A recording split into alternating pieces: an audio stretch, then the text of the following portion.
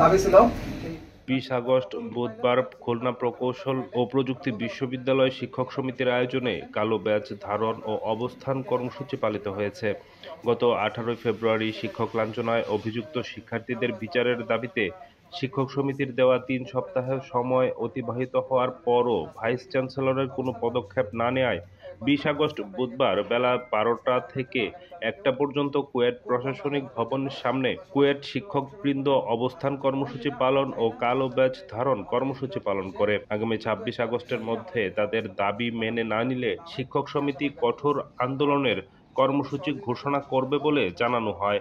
এছাড়া শিক্ষকরা 21 আগস্ট থেকে 26 আগস্ট পর্যন্ত প্রতিদিন দুপুর 12:30 থেকে 1টা পর্যন্ত কুয়েট প্রশাসনিক ভবনের নিচে অবস্থান ও কালো ব্যাজ ধারণ কর্মসূচি পালন করবেন বলেও ঘোষণা দিয়েছে। আমাদের দীর্ঘদিনের একটা ক্রাইসিস চলছে বিশ্ববিদ্যালয়ের শৃঙ্খলা বিঘ্নিত হওয়া এবং সেই শৃঙ্খলা পুনঃপ্রতিষ্ঠা করার দাবিতে আমাদের গতকালের শিক্ষক সমিতির সাধারণ সভায়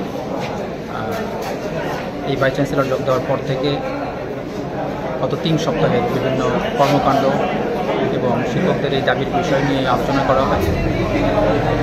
এই ভাইস চ্যান্সেলর যোগদান করার পরে ওনাকে এই বিষয়গুলোর দৃষ্টি আকর্ষণ করে ওনাকে সময় দেওয়া হয়েছিল যে আপনি অতি দ্রুত এগুলো বাস্তবায়ন করবেন।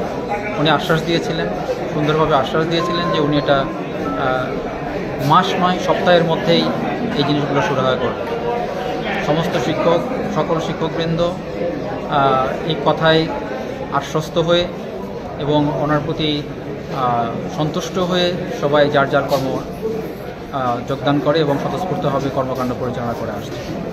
কিন্তু দুঃখের বিষয় হচ্ছে যে আমরা এই গত 3 সপ্তাহে কোনো রকম সন্তোষজনক কোনো অগ্রগতি এই বিষয়ে পরিলক্ষিত হয়নি। উপরন্তু এখন উনি কথা বলতে গেলে জিজ্ঞাসা জানতে চাইলে যেগুলো বলছেন সেগুলো অনেকটা দায়সারা এবং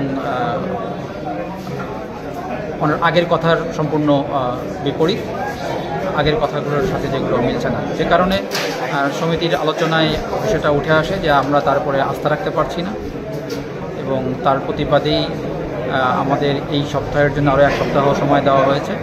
1 সপ্তাহব্যাপী আমাদের এই কালো ব্যাজ ধারণ এবং প্রশাসনিক ভবনে শিক্ষকদের অবস্থান কর্মসূচি থাকবে এবং আমরা ওনার কাছে বিশ্ববিদ্যালয় প্রশাসনের কাছে দাবি জানাচ্ছি যে অতি দ্রুত এই সময়ের মধ্যে উনি বিশ্ববিদ্যালয়ের শৃঙ্খলা প্রতিষ্ঠা সহ যে দাবিগুলো ছিল সমিতির পক্ষ থেকে সেগুলো পূরণ করবেন।